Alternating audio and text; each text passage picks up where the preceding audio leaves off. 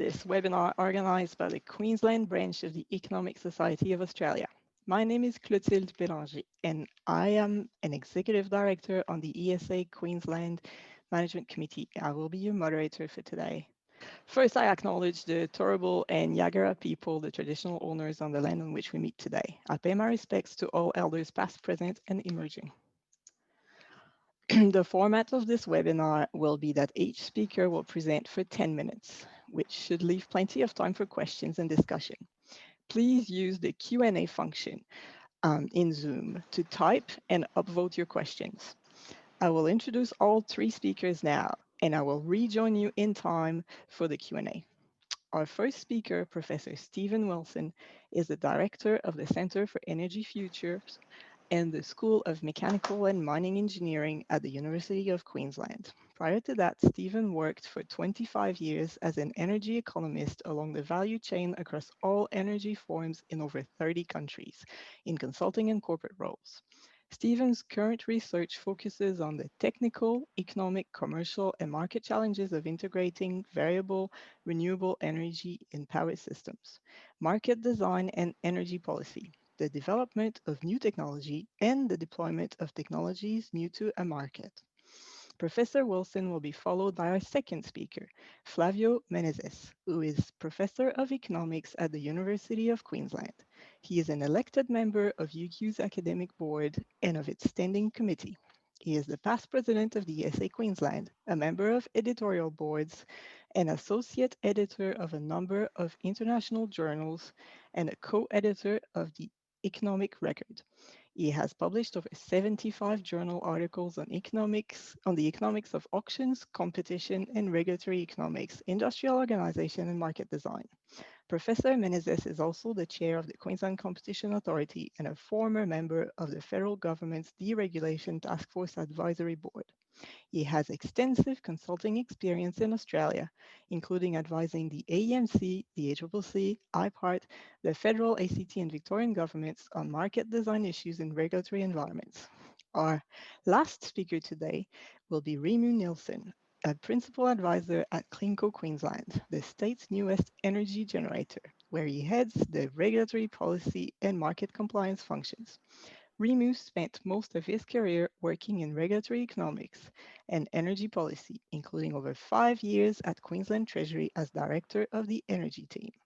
Rimu will focus next year on working with the Energy Security Board and the Australian Energy Market Commission on their significant reform agendas, which together reflect the most significant overhaul the national electricity market has ever seen. Professor Wilson will now begin his presentation. Thank you, Clotilde. I'm going to share my screen. There we are. Okay, impact of renewables on the national electricity market. The outline that I want to run through in the first session here, just to get us up and running, is, so starting with this question, why does the integration of renewable energy seem so challenging? And then I'll give you a little bit of context and share what I think is a handy framework for thinking about this. And then talk a little bit about the short run. So what is the market telling us about the short run environment in price formation? And then thinking about the long run, what are the bankers saying and what are the problems and the challenges that we're seeing in the on investment time horizons? If people are interested, I'm happy to chat later about the kind of research that we're doing in the centre to try and address some of these questions. Okay, so a little bit of context, and this is around our ageing fleet in the NEM.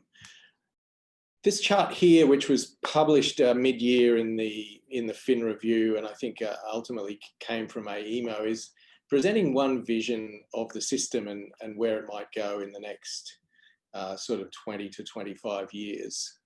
Basically, what you can see there is at the bottom of the chart, a sort of retirement of black coal plants. That example is actually showing brown coal plants hanging in there for quite a long time. The wiggly line through the middle here is the demand line, is the dispatchable capacity. And so above that is non-dispatchable or semi-scheduled basically the wind, the solar, and the distributed PV. So that's the rooftop PV. And then the other thing to notice is this light green chunk here, which is pumped hydro. So that is being assumed to do a lot of the balancing role going forward. And so just to remember that the base load demand's about 15 gigawatts, which is about here. Peak demand is in the sort of low 30s, up about at this level, just below this dispatchable capacity line. So last 10 years, a lot of wind and solar added, about 5 gigawatts of early retirements. One of the questions is, will the coal continue for that long? That's only one scenario. Pumped hydro is really being counted on. And I think one of the questions is, will the price spread from peak to trough in the market be sufficiently large and certain for the bankability of the pumped hydro energy storage? And one thing I'll talk about a little bit more in a moment is that price formation has shifted from a marginal cost kind of paradigm as the market was designed to severe swings between scarcity and abundance. So one of my big questions is the market destroying itself? Okay, when we look at the fleet, the coal fleet basically has been the backbone of our system for decades. And when we look at the history of when this capacity was added, we see a big typical wave of investment through the 70s and the 80s and the 90s. And what we're starting to see now is the mirror image of that. So the retirements of those plants through the 10s and the 20s and 30s and 40s, we'll see that evolve. So just to remind ourselves, we currently have remaining 16 coal-fired power plants on the NEM, which is a total of about 23 gigawatts, 8 of them in Queensland for about 8 gigawatts. And Queensland's got the youngest and the most efficient and the lowest emissions of the coal plants in Australia. And if we just assume, if we just add 50 years to the commissioning dates, which we know is not necessarily when they'll be retired, we see retirements in the 20s and 30s and through into the 40s. So the key question is what's going to replace that retiring fleet, I think. This chart here from AEMO, you'll also find it in the regulator AER's State of the Energy Markets, is showing the expected retirement schedule. So if we look at that, we see that more than 10 gigawatts of coal plants expected or scheduled to retire in the 2030s. So there's a lot of attention on Liddell at the moment. Some people talking about Vales Point, but in the 2030s, there's a huge slab of retirements. And a further sort of 5 to 10 gigawatts in the 2040s, and certainly out into the 2050s. You remember the previous slide, 2057, the youngest coal-fired plant at Cogan Creek turns 50. So there's a kind of an alternative, radical alternative to the previous vision would be that they might be replaced with small modular reactors, for example. So that's one of the things that I'm on the public record as saying. But one thing I want to say here before we go on is that by 2050, all gas plants operating today will have passed their retirement dates, many much earlier than 2050. And all wind turbines operating today will also have passed their retirement dates. And all solar PV panels operating today will also have passed their retirement dates. They have much shorter lives. So only the hydro and the pumped hydro will still be going strong. So there's two ways to look at this. One is that this is a dreadful threat. And of course, the other way to look at it is it's actually an amazing opportunity in all kinds of ways.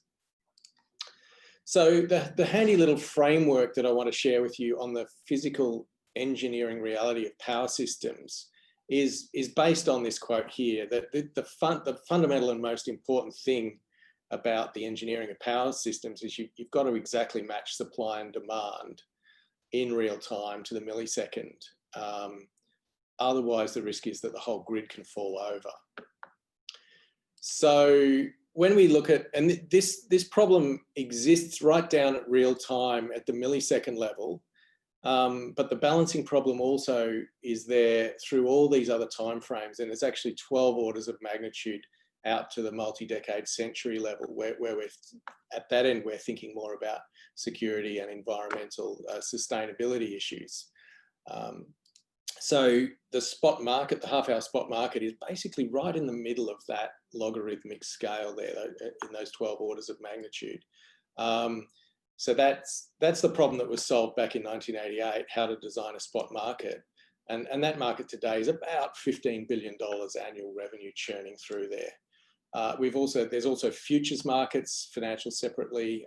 We don't have day ahead or week ahead markets. There are over-the-counter contract markets that are a bit opaque. Investment decisions are focused on the long-term time horizon, and that's the issue that Paul Josko and Dick Schlemenzi focused on way back in 1983 and have been talking about more recently as well. PPAs tend to be signed for up to about 5 years ahead. Then down on the short time horizon, that's where the system's being balanced. That's the real-time balancing problem. And we actually have 8 markets that respond to that or that reflect that: the frequency control and ancillary services markets. So the 2 regulation up and down, and the slow, fast, slow, and delayed contingency services. Then, of course, there's the reliability markets, and there's demand side response. And if it all fails, then we end up in emergency load shedding and hopefully save the system from blacking out. So that's the framework. And then the other thing just to remember is you can flip that as a mirror image onto the left, and you can think about the planning horizon that leads to real time on the other side, as well as the forward-looking operational horizon that we're looking at here. So what is the market telling us? If we look at average prices, we see an evolution of average prices. These are demand-weighted prices for the whole history of the NEM. We see an evolution looks like that, dollars per megawatt hour over time. I think what we're basically seeing here on the left in the early years was an oversupplied market that was pricing the short-run marginal cost more or less of New South Wales and Queensland black coal.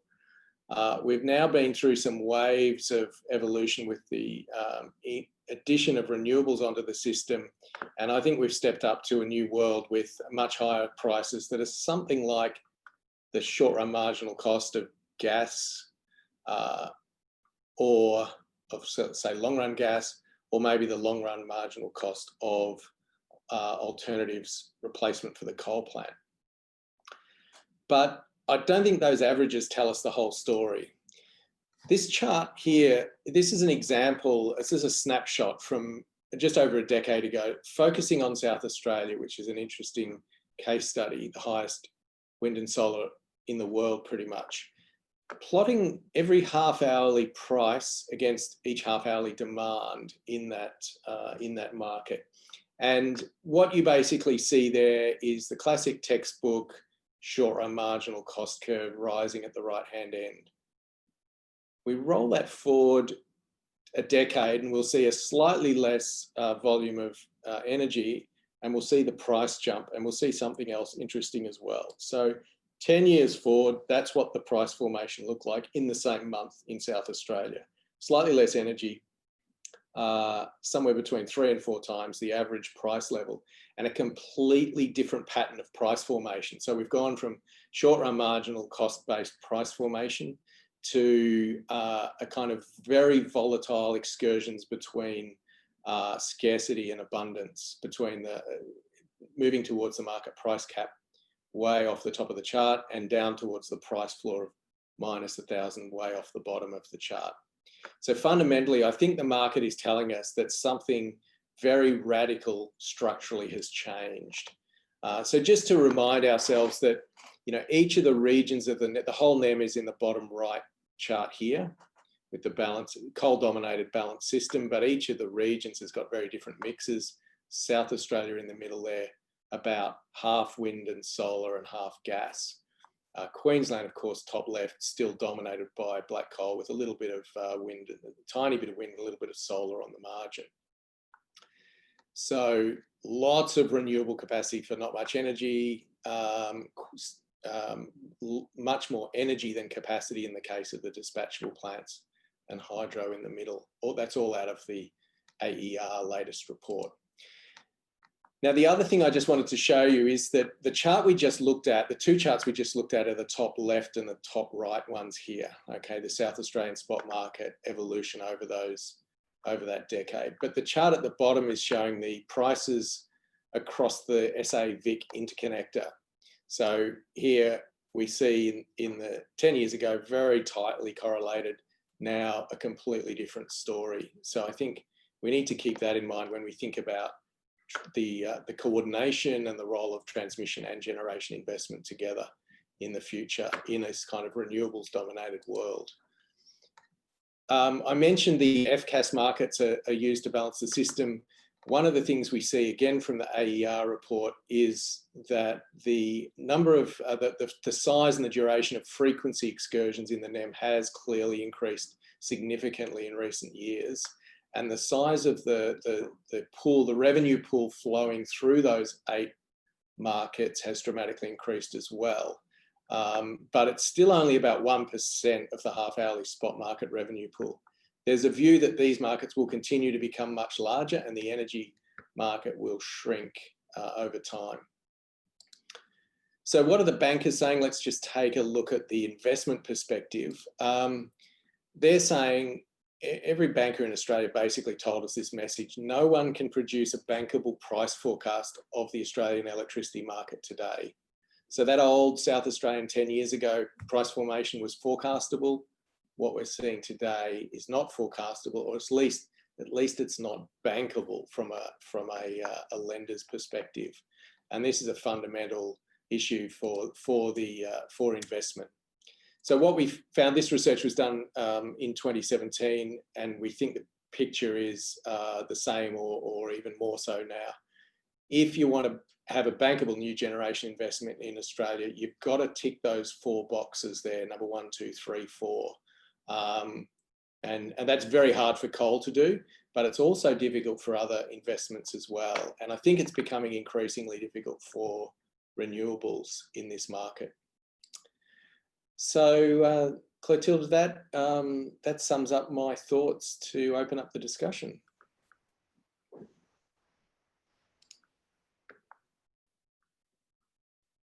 Over to you, Flavio.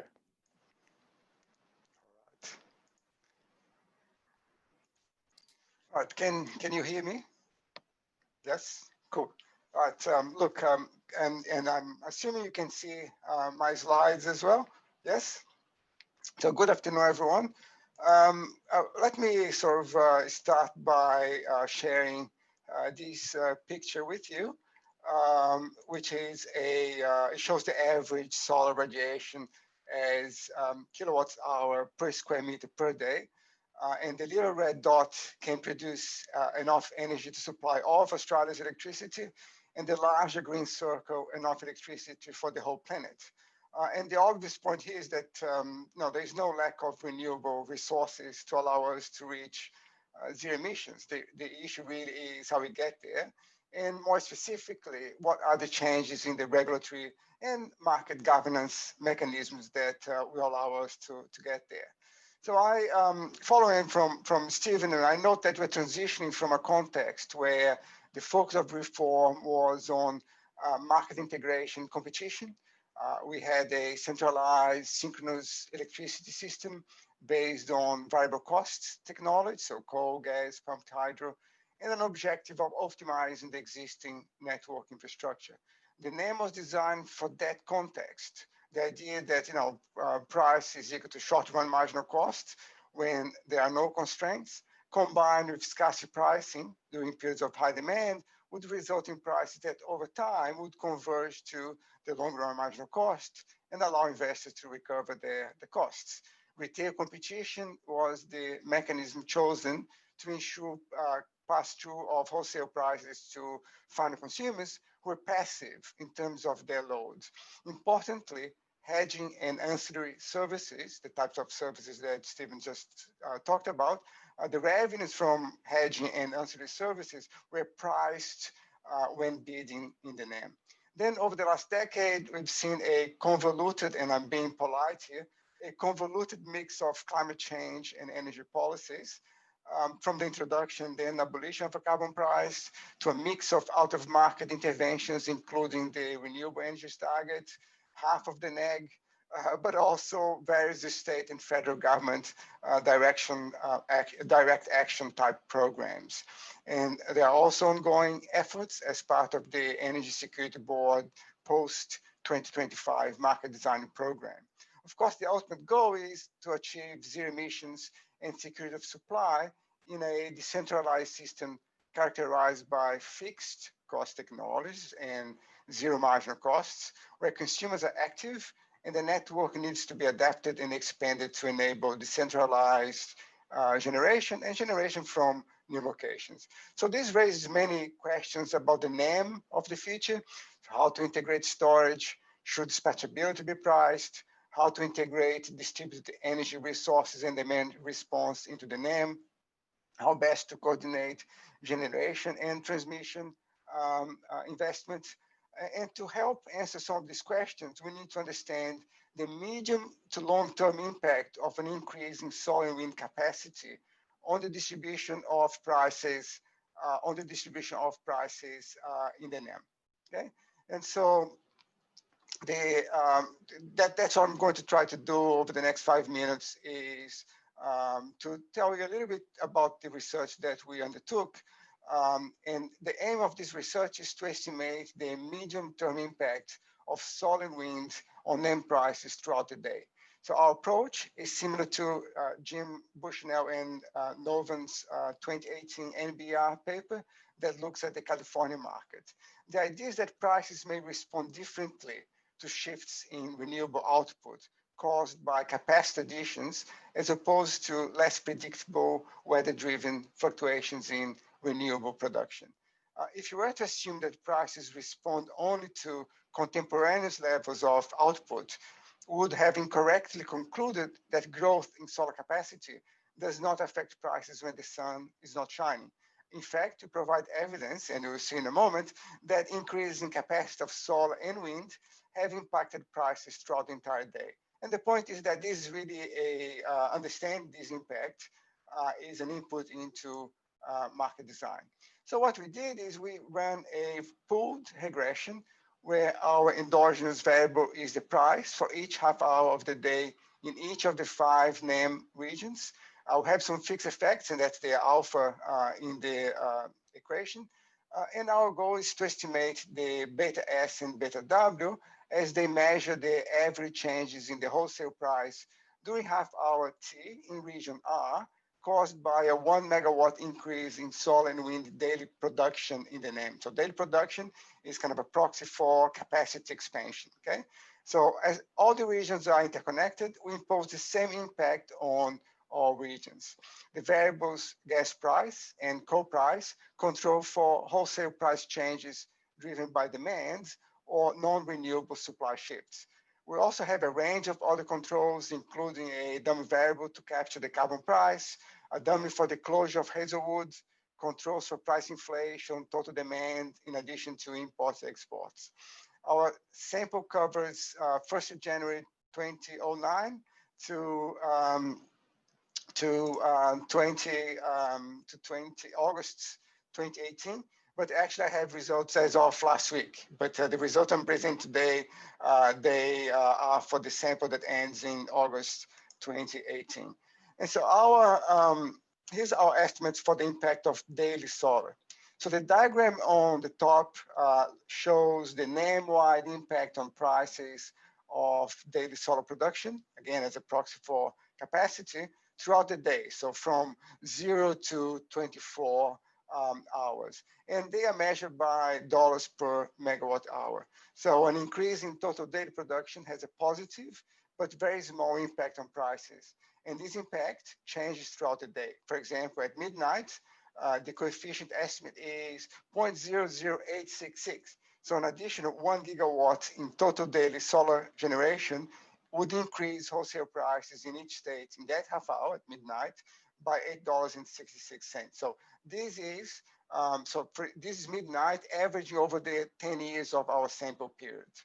And the diagram at the bottom gives you a clue. This diagram gives you a clue about the reason for the small but positive NEM-wide impact. It shows the percentage change. It shows the percentage change in the quantity generated from different sources as a result of an increase in solar daily production.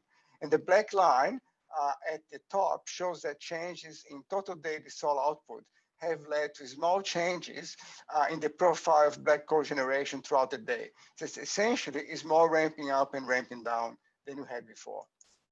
For wind, the results suggest that changes in the total daily output of wind have a small negative NEM-wide impact on prices, just as in Bushnell and Novo, and in fact, the coefficient, the estimates are very similar.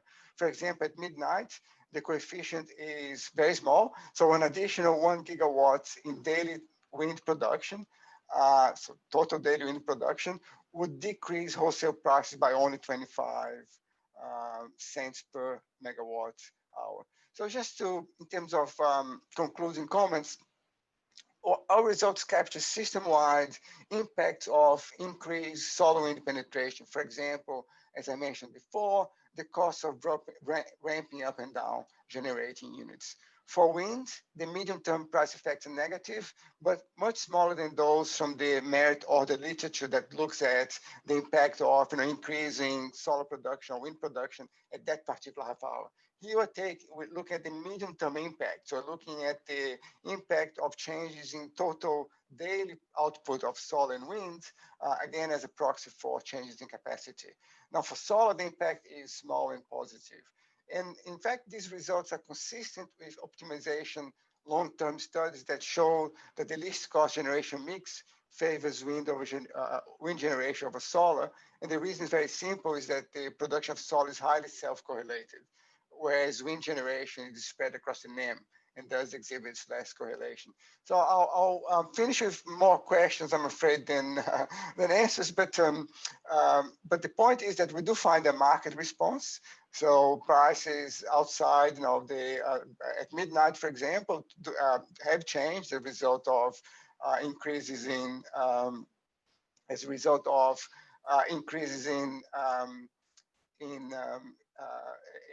the capacity of solar and wind. But really the big question is a question that Stephen raised.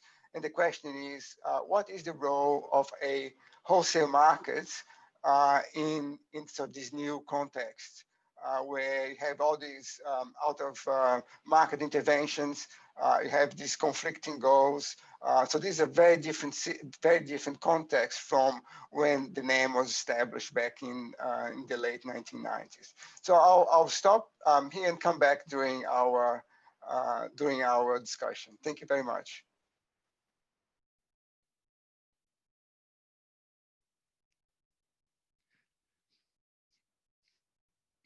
Hi everyone, Rimu here from CleanCo Queensland. Thanks Flavio and Stephen for your comments so far. I'll just walk through a handful of slides as well. And I think, there's a lot of similarities, I guess, with what I've got to say and with the previous two speakers. And I can see that there's some questions coming through, which is great. So I'll whip through mine reasonably quickly. Mine's probably less of a technical discussion, and we can get into the technical side of things a little bit later, and more just a bit of a story of where we think we are. And I guess what I wanted to say is we don't have a nice smooth path to a clean energy mix in 2050. We know that there are going to be challenges along the way, and we don't really know what that ultimate mix is going to look like, because it's going to depend on what happens with battery costs and with gas prices and with hydrogen electrolyzers, that cost differential between wind and solar moving forward, what happens with demand in the middle of the day, all sorts of things. There's going to be a whole bunch of challenges as we go forward. And I guess our desire is that at least at the customer level, they can have that nice, straight, flat transition. And that all of this argy-bargy where you're sort of down in those valleys trying to work out how to get through these challenges will happen at the industry sector. I mean, I guess maybe one example of that over the last little while is system strength. Now, I'm absolutely not suggesting that system strength is solved by any means. It's a huge challenge, but we know so much more about it than we did 5 years ago. And we know so much more about how we might be able to treat it. And things like inverter tuning or, wide error modeling and so forth. Our expertise in that space has just gone through the roof because we've hit these challenges. And now we've started to see some recommendations around new rules, which would allow us to be more proactive in how we deal with system strength in key areas. I think that's a situation where industries really come together and collaborated. And I'm not talking, sitting by the campfire singing Kumbaya. Like, this is hard stuff, and there's a lot of businesses that have been in real difficult situations because of this. But it's through that challenge and through that competition and through that, scrappiness to try and work out how we get through these challenges that we learn through this process. The other thing that I guess I'd probably point out is the market is evolving. So yes, we've got the ESB side of thing, which I can get into in a little while, but also just in the day-to-day, week-to-week, month-to-month side of thing, we've had 22 new versions of the national electricity rules this year, which is changing the way in which retailers deal with customers and the way in which generators trade into the market and so forth. So there's a lot of evolution happening there. And then finally, even without rules changing, the market is incentivizing different products. And you can see that in Stephen's conversation and in the modeling that Flavio's come out. Now there's a shift towards really rewarding flexible dispatchable plant, far more so than they've been previously. I'm not going to go into too much detail on what's happened because Stephen and Flavio have really touched on it. But I think it's worth noting the achievement. We've got 25 gig worth of renewable energy in the sector right now. That's amazing. More than half of it's on rooftop. And I can see some comments there, particularly from Jennifer Brownie around what we're doing on network tariffs and so forth. Absolutely hit the nail on the head. Like, the part of that chart that concerns me is not the solar and the wind that's sitting on top. It's the solar that's sitting on people's rooftop that AMO doesn't have control over right now. And what are we going to do about that moving forward?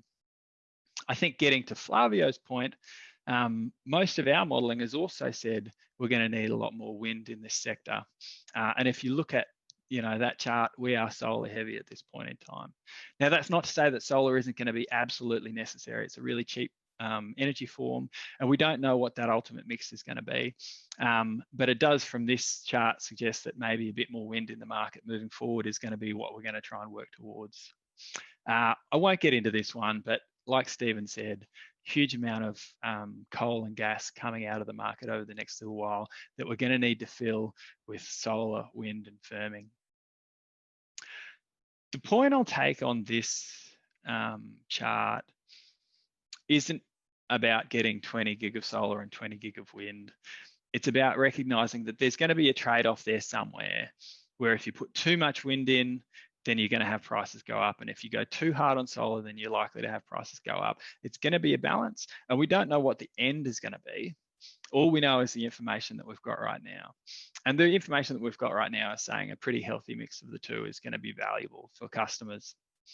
The other thing that's probably worth mentioning is that while the outlook, and I can get into some futures prices in a second, while the outlook's not great for the next handful of years, as those coal plants come out, there is going to be more investment signals coming through.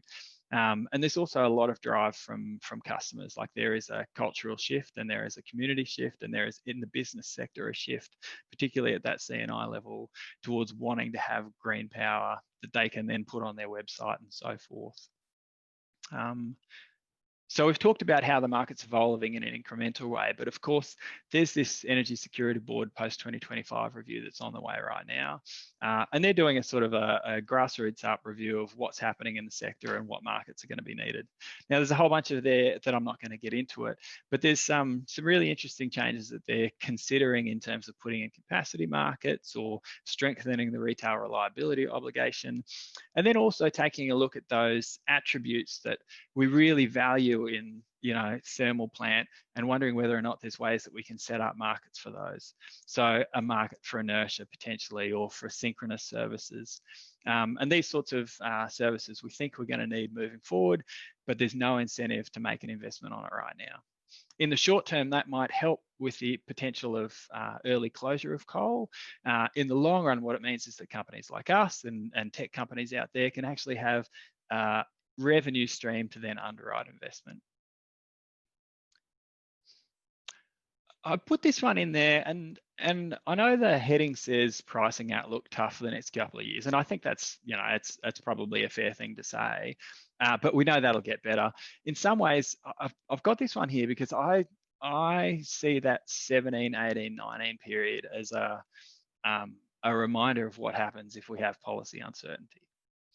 So, you know, I know that Stephen mentioned that it's probably driven by gas. I would see that as the Hazelwood closure, and it's not that Hazelwood shouldn't have closed. It was ready to, it was overdue, but the market wasn't ready for it. And in part, that came from 10 years of not having policy certainty on energy and carbon and so forth. And then just finally, getting to the point around that linear relationship between demand and supply that we used to be able to see in South Australia. I just see that as a sign of resilience in the market. We now see the same market structure with almost exactly the same rules is now rewarding different services. Now, all of a sudden, it's not how much energy can you get out of the kit on that 2 or 3 really hot days in summer. It's how flexible can you be so you can fit it in and around this really cheap solar that's coming into the market. So I know we as a business are looking at all sorts of different changes that we can make in order to reduce our minimum generation at Swanbank E, trying to think about whether or not we can start up quicker or ramp faster. Similarly with our hydros, we're going through similar processes so that we're able to continue to capture the value that's out there in the sector right now. And that comes, that bottom left-hand chart, I guess, comes to Stephen's point in terms of the timeliness or the importance of different types of flexibility in the market. So Wivenhoe is the red line, and it's an incredibly flexible kit. We can go from 0 to 500 megawatts in 5 or 7 minutes, but then a battery is just in and out, in and out, in and out constantly, and it gives you a great, I guess, deal of hope and a great insight as to how fantastic new technologies are going to be when they come through. And I'm not saying they're the solution or the whole solution. There's going to be a mix of different technologies come through, but yeah, I'm just keen to see where we get to next. Anyway, look, I've got a couple other things that we can talk about in the discussion, but I'm pretty keen to open it up to questions, so I might leave it there.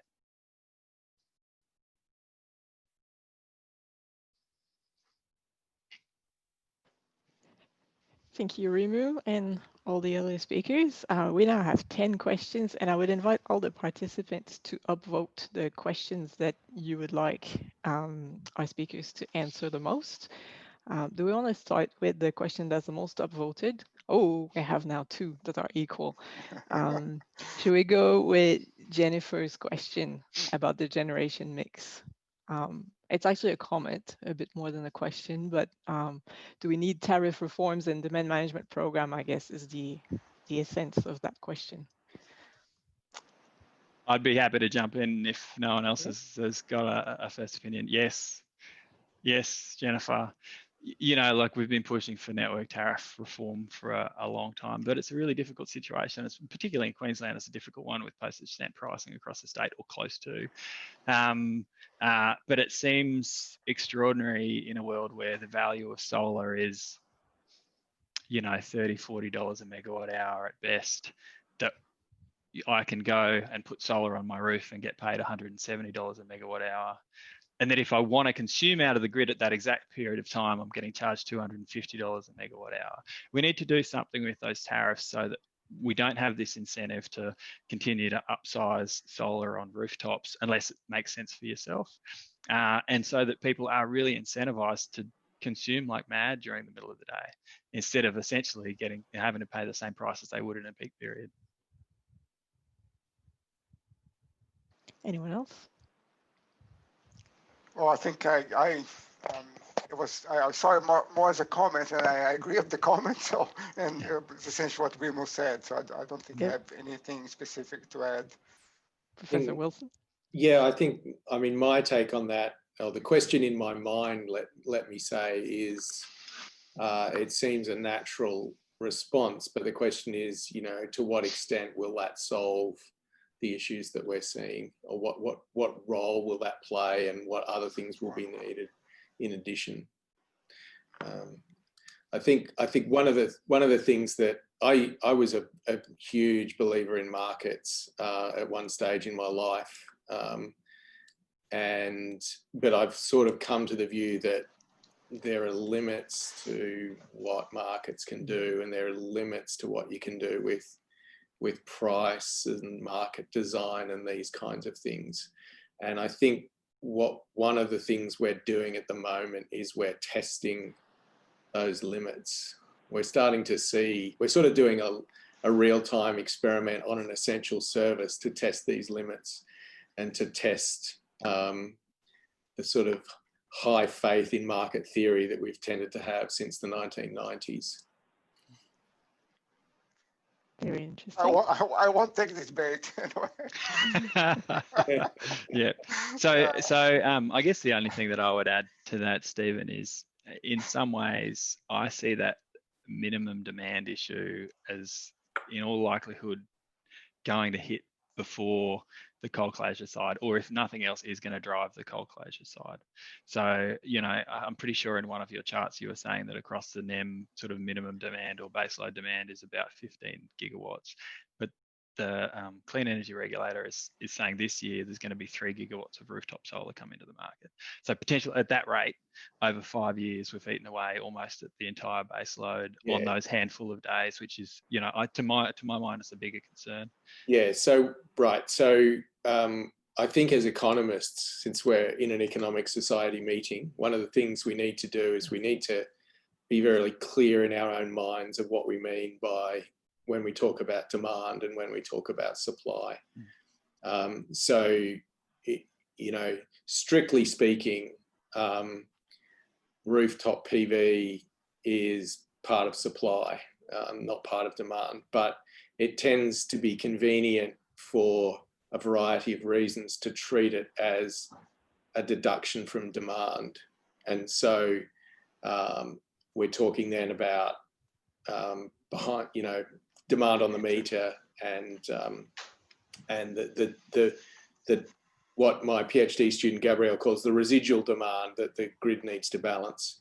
So the challenge is moving from one of supplying bulk energy, which is still the main task the grid performs. Let's be honest, 200,000 terawatt hours and $15 billion worth of bulk wholesale energy is supplied, but that's being nibbled away at the margins. And if you sort of run the thought experiment all the way to its logical conclusion, the task of the grid becomes a balancing task.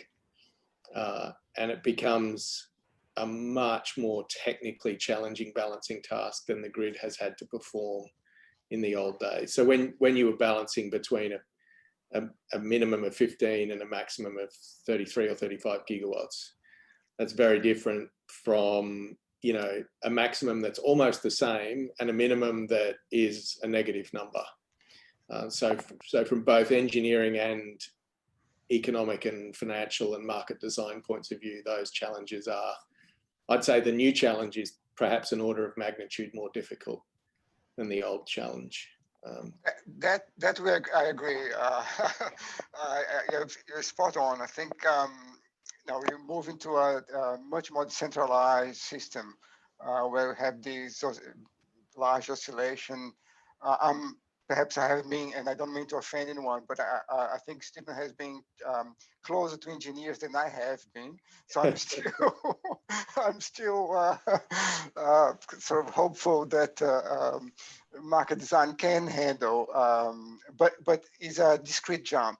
It's not a continuous jump. I mean, as I mentioned in my presentation, I mean, the NEM was designed for a different context. And what we've done is, you know, we put sort of band-aids here and there, try a few odd things, introduce a bunch of out-of-market interventions that even in the absence of anything else, the prices that you see are no longer meaningful in the same way they were meaningful back, you know, in the 1990s and 2000s.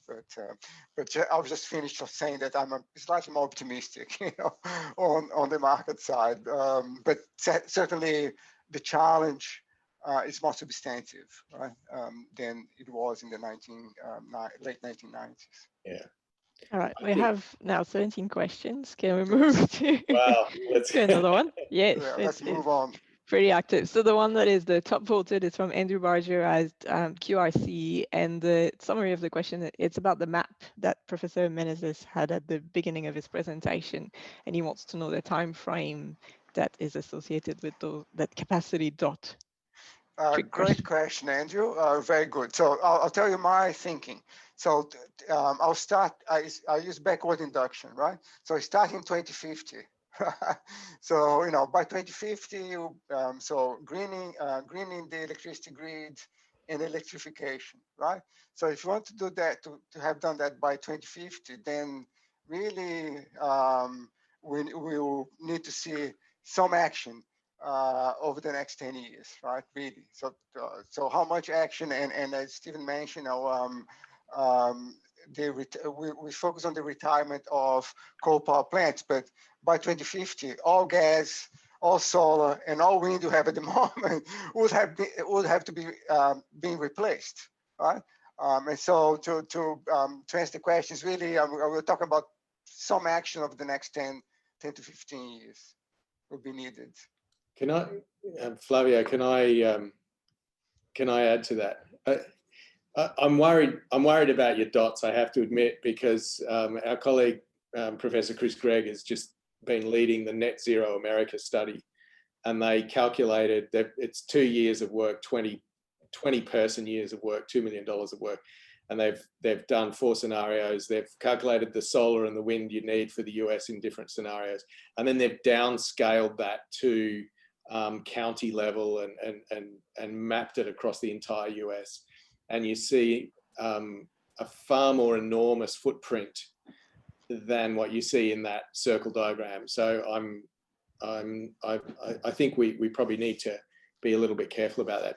But to Andrew's... Sorry, Steve. So to cut in, yeah, no, that diagram is meant to be a sort of to raise eyebrows. This is just based on radiation. Right? Yeah, so, right.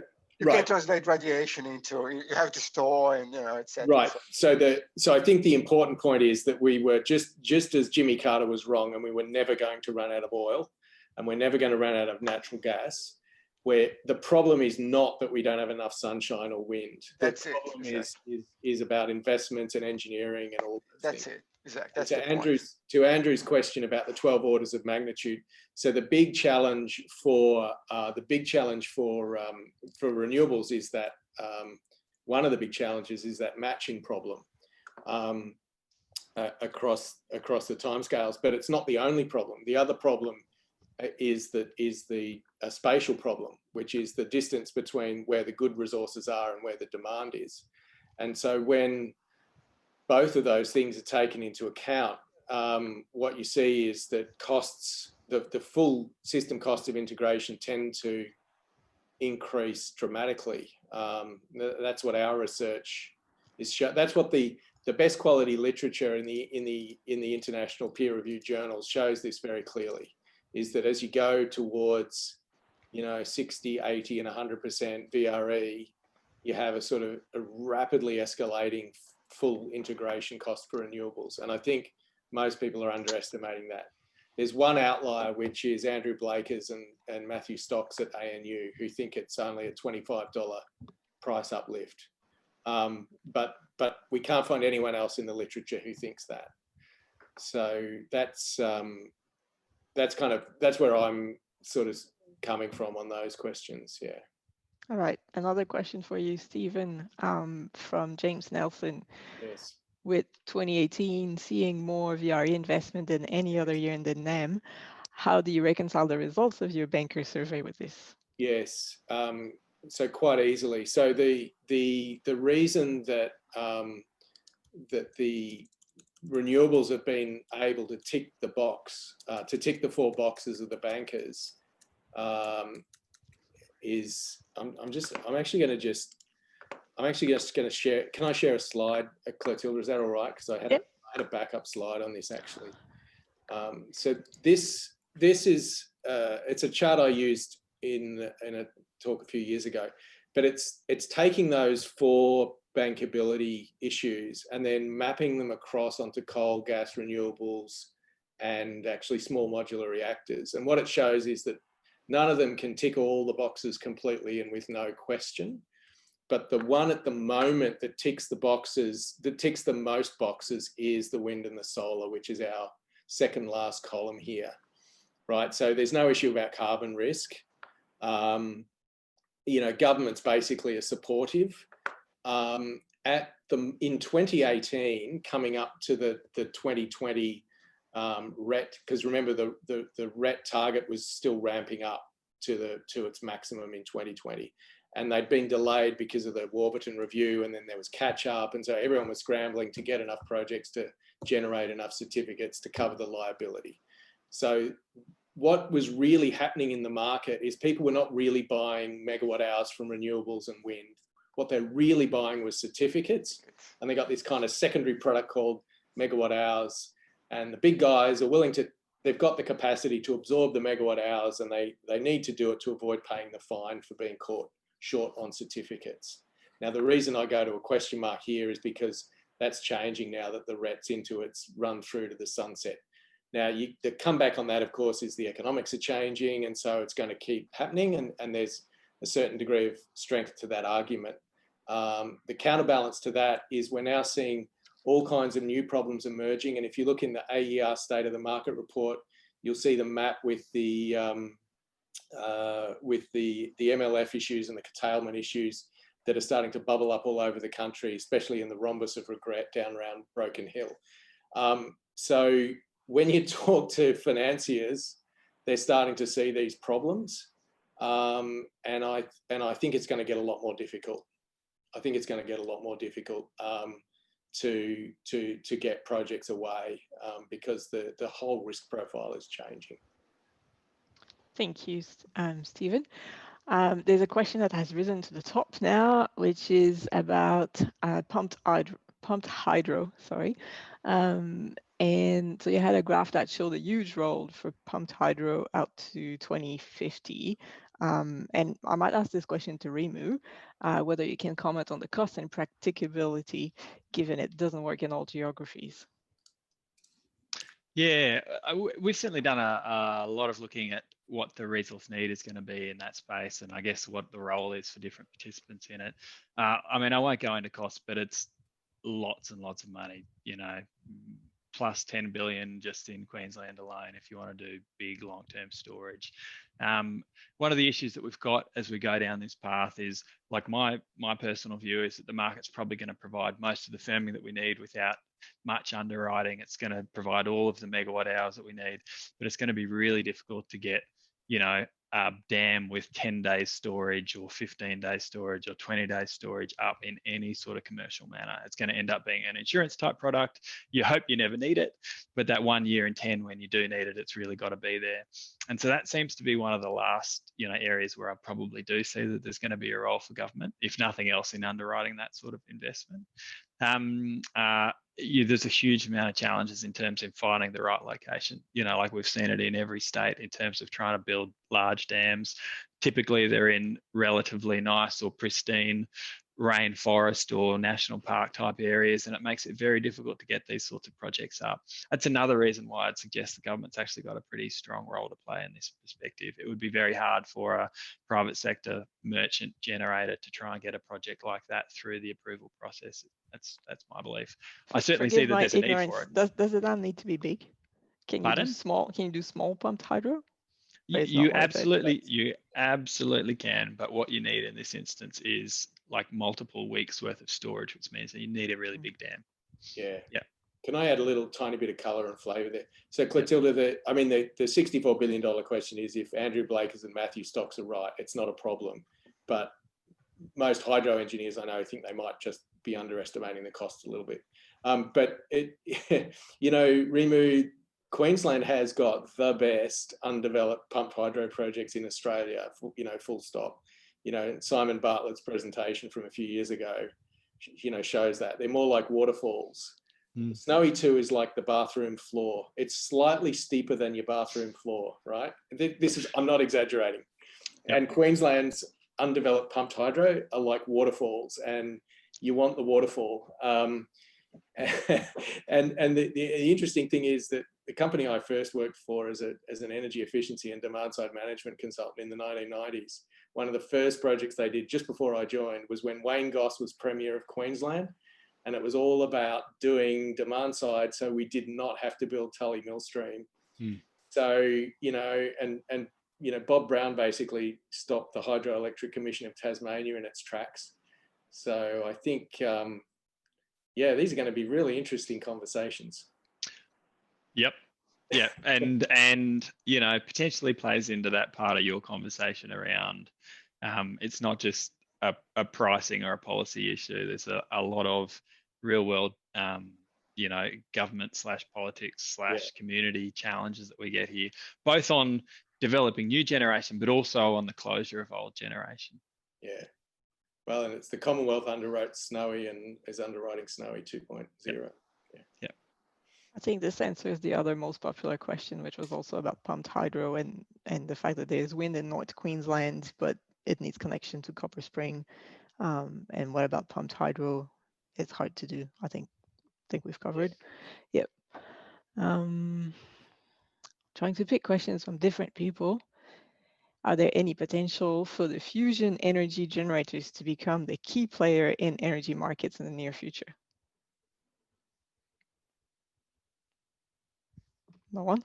I missed that. Say that again. Oh, I see. Is there it's a question from Nia. Is this talking about fusion, nuclear fusion? I think so. Yes. So I can have a go at that because 3 doors down from me is a rocket scientist from Caltech, who's one of our own, who has been working on some really serious technical nuclear fusion problems for about 15 years. And I'm chairing a PhD student who's working on solving the, you know, these plasma instability problems. This stuff is really, really long term. It's you know, definitely post 2050 to get. We have not yet got fusion reactors to actually, you know, work in a stable condition for more than fractions of a second. And the next challenge, once we solve that, the next challenge will be, can we get these things to give us back more energy than we have to put in to run the machine? That's a huge step. So, you know, the hypersonics guys solved that, you know, more thrust than drag. Ray Stalker solved that one, but the fusion guys have not yet solved either of those two basic problems. When they do, it'll be great, but don't hold your breath. So not the solution by 2050. Definitely not. Yep. All right. Question for Rimu from Andrew Barger, QRC again. Potential of smart meters at the residential level to deliver both price and demand signals around energy use. Do you think this is a space that CleanCo might be drawn into in a future world of prosumers? I'm not sure what prosumers are. Look, I mean, I think that's probably not the end of the market that we're aiming at, but I do think that there's certainly a role there to be played. You know, absolutely, smart meters are there on almost all solar installations. So there's some level of capability with the retailer or the distribution company.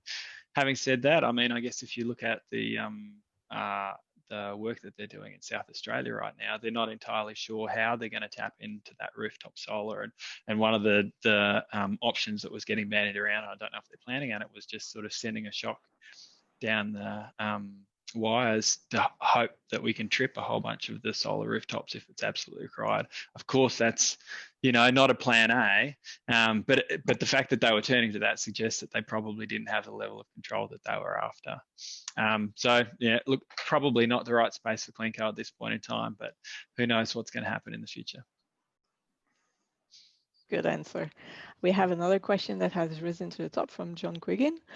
Would it be better to abandon markets or return to central planning? Look, I'll let others. I can answer this. Yeah, I can answer this. You go. I can answer this, Flavio. John, I love your question. And the reason I love your question is because I've been teasing people by asking them this question for 4 years. So I stood up at the Engineers Australia conference in November 2016 and asked this question. And I thought there'd be one crazy old guy at the back would say, you know, raise his hand and say, yes, I agree. And then 2/3 of the room put their hand up, and I was completely shocked. But then I sort of realized, oh, it's a room full of engineers, and engineers love central planning. So there are people thinking this, you know, but you get a different answer in different audiences. The economists tend to still believe in markets. I think, as far as I've found. Yeah, I think just quickly, Stephen, the difficulty, and I've said that to John many times, is that you know, how central planning in a highly decentralized system is a tough ask. But so is markets. So is design markets, right? Yeah, and governments aren't going to want to sort of put all this stuff back on their balance sheets, and you get into a lot of really interesting, bigger questions. Yeah, I feel the same way. I think there's a strong role for centralized planning, but that doesn't mean that the assets themselves need to be owned and operated by you know, individual separate governments. Just the sheer scale of the investment that's going to be required over the next 30 years, and the fact that there is a phenomenal amount of people out there looking to put money into it, it just doesn't seem like it'd necessarily be the best use of government's balance sheets either. But that's what we've got in Queensland, Rimu. I mean, most of the sector is on the Queensland government balance sheet and owned and operated and planned by the Queensland government. Isn't that right? There's a lot of generation, certainly about 70%, something like that. That doesn't mean that when we get to 2050, we want to have 100%. And that certainly doesn't mean that we'd want to be in a situation where we're making plans that would put in question the investments that have been made to date. Yeah, well, and all the transmission and all the distribution. And absolutely. Then we had a premier, Mr. Campbell, who thought it would be a good idea to, once the construction risk and all that is taken away, then privatise the assets, then recycle the funds into new investments, because government can bear those risks better than others. And the people of Queensland didn't like it. All right. Well, they didn't like something. Yeah, they didn't like something. Yeah. Stop Campbell Newman's privatisation was the sign I saw on the little office building in South Brisbane. Right, we might stop here before we get too political. I've just put up, hopefully everyone can see. So thank you to all our three speakers for preparing their presentations and for the very lively discussion. And very big thank you to everyone who's written questions and upvoted questions. I think this was very lively and informative for everyone. So I'm pleased to announce that the last event of this year for the ESA Queensland will be held in person. No more Zoom. Please join us for some drinks and nibbles in great company at the Ship-In on Thursday, 10th of December, starting from 5:30 p.m. We might still have some Zooms next year to our regional members. No worries, but the Christmas function will be everyone together. The registration will be essential because of COVID restrictions. So keep an eye out on your emails. We'll be sending the invite soon, and you'll need to click on the link to register. So good night, everyone. Thank you.